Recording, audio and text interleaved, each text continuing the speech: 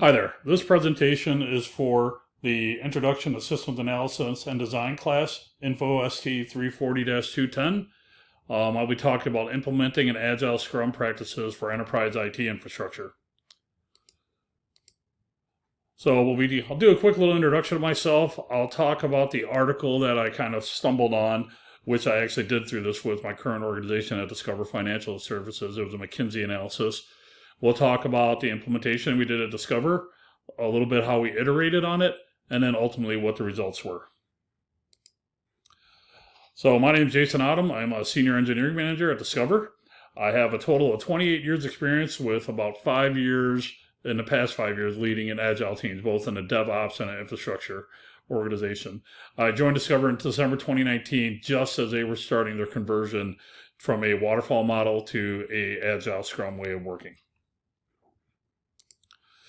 So the two source articles I linked here for you to read is a McKinsey article, Transforming the IT Infrastructure Using Agile.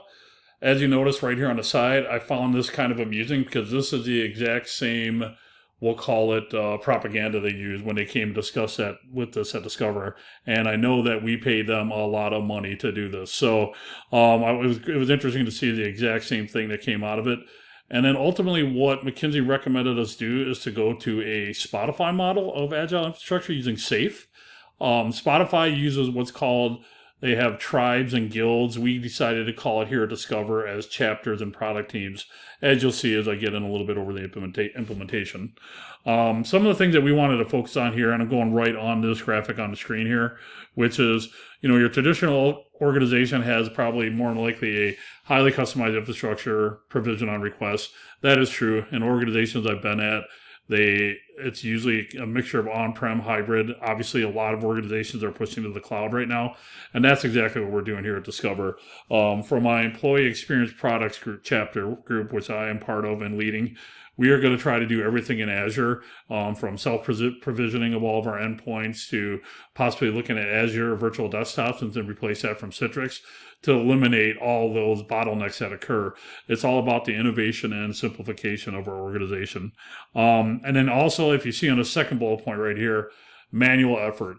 Everything we do here at Discover, we're doing with an automation first mindset. If you cannot do it automated right from the get-go, we want you to build it so it is automated. If we talk a little bit more about some of the teams as well, some of the teams were really a team that had a wide breadth of scope. And an example I can give you is with one of my teams that we split up. It was our client platform engineering team and our virtual infrastructure team. They all were on the same team. So some of them had a lot of experience in Citrix. Some of them had a lot of experience in Windows and Mac and thin client endpoints. We decided to split them up, make them smaller teams. So we have a virtual team and we have a client endpoint only team, and they focus specifically on that, on those technologies and that infrastructure. That allows us to have a little bit more of a narrow scope and a laser focus, which allows them to independently work as a product team and get the things done quicker that they need to. The speed to deliver has gone through the roof. We've also, because of the fact that the whole organization now is aligned to the Scrum way of working, the whole organization infrastructure-wise is on the same sprint cycle. So all of our sprints start at the same time and they all end at the same time. That allows product owners to easily be able to align with other product owners to get stuff on the backlog and work that they need to consume. An example of this, if we have to do a upgrade to our virtual infrastructure for Citrix, upgrading our NetScalers, upgrading our virtual desktop, you name it, or a Nutanix infrastructure, we could coordinate that with the appropriate team that owns that hardware as a service. Go a little bit about the implementation here at Discover. Like I talked about, we modeled ourselves after the Spotify organization to do a thing, but we decided to use chapters versus tribes as our nomenclature. Within these chapters, you got me as the chapter lead, the engineering manager, and within those product teams, you have product owners and then the engineers and the Scrum Master. Here at Discover, we do have a dedicated Scrum Master as of right now, but we have been finding the way more often than not that the Scrum Master is kind of being eliminated because of the fact the engineers are getting so good with that, and a lot of the engineers will play the role of a Scrum Master as well. It's amazing to see how we've matured, I would say, over the past 24, 25 months. Whereas a lot of the things that we did, a lot of the standard ceremonies that you see right here, they all took an inordinate amount of time. To give you an example, our standard ceremonies, like for example, is a daily stand-up. Daily stand-up used to take about 45 minutes with the combined teams. Now we have that under to 10 minutes, and it occurs at 9 a.m., and we're usually out the door by 9:10, 9:15. We start on time, we finish on time. We are very rigid to the time schedule and respecting people's calendar. We also have sprint planning that occurs on a Tuesday of the sprint cycle, the sprint calendar, I should say. And sprint planning used to take about 4 hours because of lack of refinement that occurred with the stories. The engineers have gotten a little bit more mature in refining those stories beforehand, whether they write the stories themselves or they go to their story refinement planning sessions and they knock it out really quickly. It's all prior preparation is really what it comes down to. Another example of that would be the story refinement. We used to have our refinement sessions be around 2 hours on a Tuesday and 2 hours on a Thursday. Because the team has matured and gotten better in this way of working and preparing for it, those meetings now have gotten down to about 1 hour.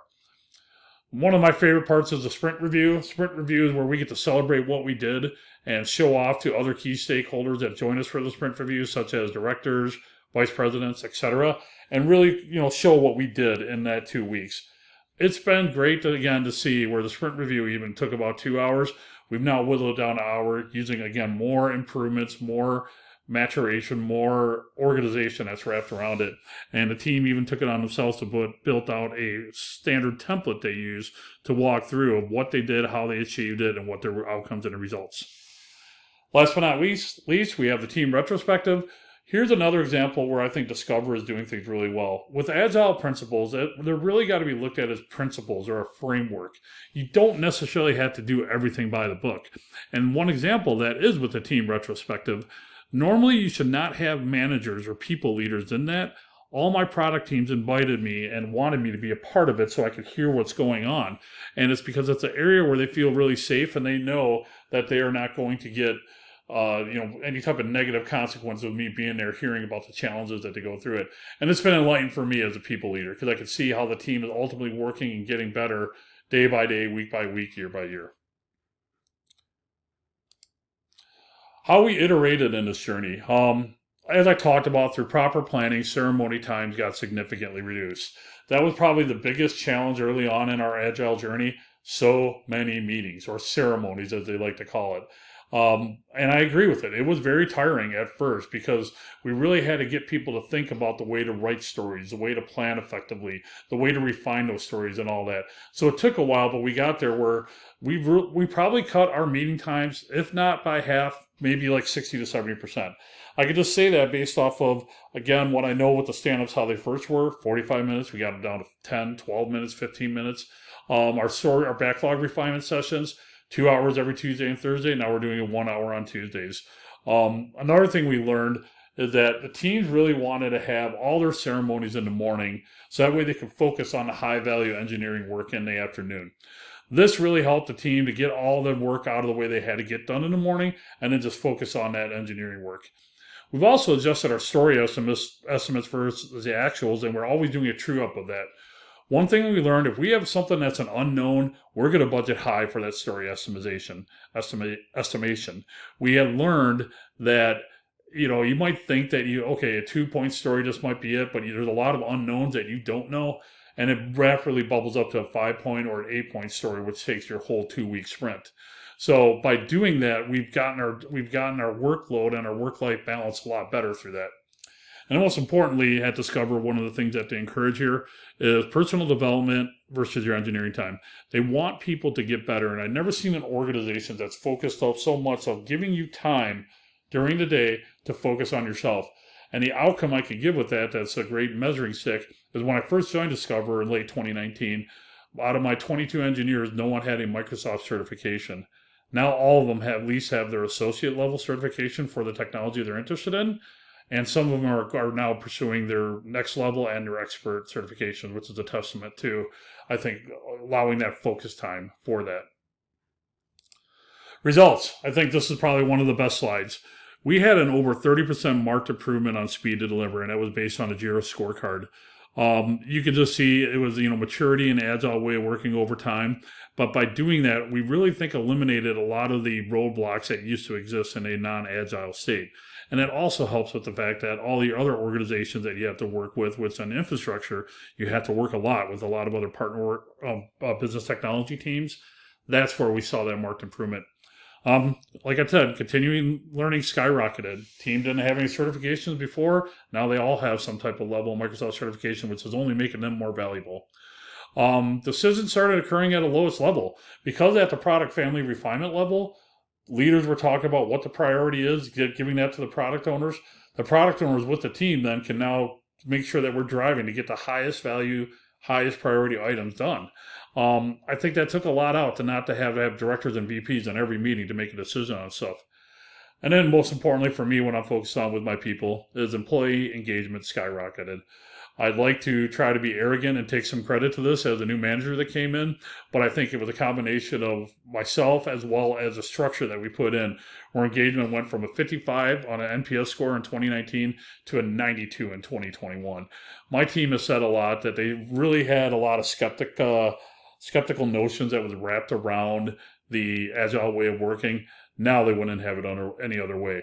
Even more so, depending on the organization you're in, agile sprints can be varied in length. You could have something as minimum as a 1 week sprint all the way up to a 4 week sprint. There are some teams that are going back to a 3 week sprint, but my teams have all voted to stay on the 2 week sprint model because they just said they love how fast it allows them to get done, and they can pretty much predict and know what they're going to be working on for the next given 2 weeks. So I hope you enjoyed this presentation. I think in some ways that I was able to cheat a little bit, for lack of a better word, because of my experience with this. But if you read that McKinsey article and you read the Spotify model, it pretty much mirrors everything that we've done here at Discover. Thank you for taking your time to watch this presentation, and have a good day.